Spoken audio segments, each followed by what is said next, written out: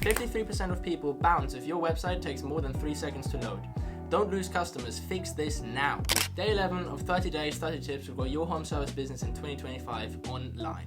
Alright, here we go. 3 ways to make your website load faster. Number 1 is compress your images. The bigger the file size of your image, the longer your site is going to take to load. So just go on Google, find yourself a compressor tool. It's most of the times you can find really good free ones, and it's going to take you like 2 seconds to run your images through it, then upload them again, and it's going to speed up your website whilst doing so. It's an easy one, but it's definitely worth it. Number 2 is a little bit controversial, but you might want to consider upgrading your hosting platform. There is a lot of hosting platforms out there, WordPress, Squarespace, loads of them, and some of them load faster than others.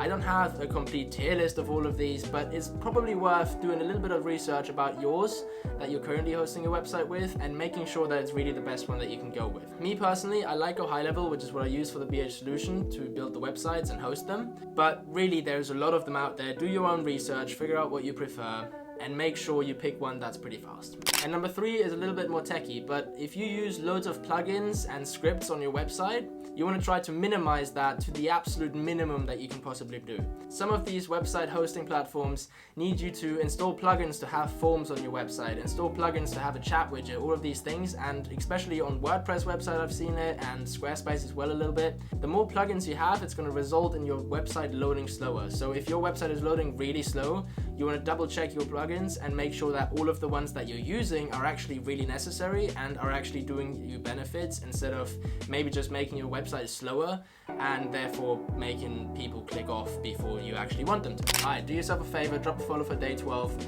I'll break down why blogging is a game changer for SEO and why even your plumbing business should probably start having a blog. And no, you don't need to be a writer for this, it's pretty simple.